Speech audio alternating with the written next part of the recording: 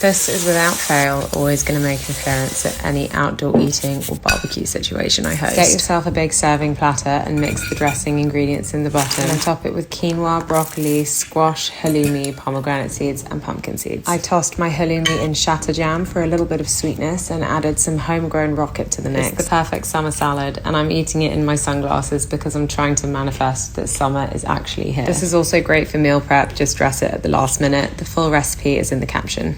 You've been asking to see what I eat in a day for a while, so I'm going to show you. I shot this right before we went away, so there wasn't actually too much food in the fridge. So I had scrambled eggs on toast. I normally would have this with avocado as well, but we didn't have any. After that, I had a mug of the Garden of Life golden milk, which is loaded with a soothing blend of herbal ingredients, and enjoyed that with a peach. I spent the morning editing and running errands, and then for lunch I had these tortellini with tomato mascarpone sauce. I always have these in the fridge. It's perfect for when you want something quickly. And then the afternoon was spent shooting content. So I had these really delicious spicy salmon tacos for dinner. You'll see the recipe for those soon. And then I finished off the day with the Garden of Life magnesium. I have the raspberry and lemon flavour and I love it. I find this really calms me down and helps me sleep at night, and it promotes regularity, if you know what I mean. I'm always game for an easy, fuss-free dessert in the summer. And although strawberries and cream isn't particularly groundbreaking, this one has a little twist to elevate it. We're macerating the strawberries in balsamic vinegar, which in simpler terms means we're drenching the cut strawberries in vinegar until they go soft and extra juicy, and then serving them alongside some lightly whipped cream. Finish them off with some fresh basil or mint, and you have a very simple, very delicious summer dessert with the added bonus of not having to turn the oven on. And it's the perfect summer pudding whilst strawberries are at their best. Before anyone loses their mind at me calling this a cacio e pepe, I'm well aware that this is far from the traditional dish, but it's definitely inspired by it. Saute onion and garlic in olive oil, and then add in some orzo and vegetable stock. Once absorbed, add in chickpeas, loads of parmesan, and a good knob of butter. And then, of course, the ingredient in the name, black pepper. Thick, creamy, and delicious, and it's kind of perfect for the capricious weather we've been experiencing this summer. Serve it up with even more parmesan and cracked black pepper, and enjoy. The full recipe is in the caption.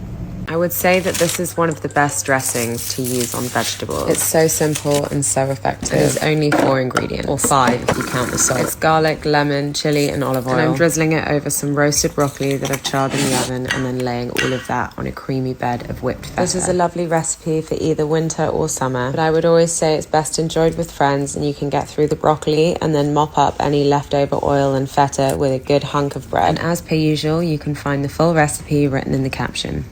Miso and sweet corn are a bit of a match made in heaven, and I'm putting them together in this colourful bean salad. Begin by charring the corn and then go on with your greens. I'm using green beans, asparagus and broccoli. Drain the butter beans and add these in too, and then remove from the heat whilst you prepare the miso dressing. Stir this through and then pour it onto your favourite serving platter and squeeze over a big wedge of lemon. The residual heat from the pan will warm the beans through, but it's just as delicious served cold. The saltiness from the miso and the sweetness from the corn is the perfect combination, and the greens and beans just tie it all together. I'm an ex-personal chef, and this is my series of what I like to cook for myself after a long day of work when I just can't be bothered. Fry shallots, garlic and tomato paste in olive oil, and then add in some chickpeas. Meanwhile, add sun-dried tomatoes, nutritional yeast, salt, pepper and lemon to a blender and blitz until smooth. Stir this through your chickpeas, bring it to a boil and simmer for 5 minutes until thick, and then top it off with some roasted vegetables. I've gone for purple sprouting broccoli. The whole thing shouldn't take longer than 20 minutes, and you can tuck in with some good crusty bread. This is probably one of the simplest recipes I've ever shared, and realistically you probably know it already and don't need a tutorial, but I'm going to give you one anyway because I absolutely love it. Toss rocket with lemon juice, olive oil and salt, and then layer it up on a plate and cover it in parmesan. This is the best side salad to any meal, and in my eyes nothing can compete with it. And now that I have rocket growing in my own garden, I can assure you I'll be eating this all summer long. It's one of my favourite simple pleasures, and I'd love to know in the comments what yours are, so drop them in and let me know.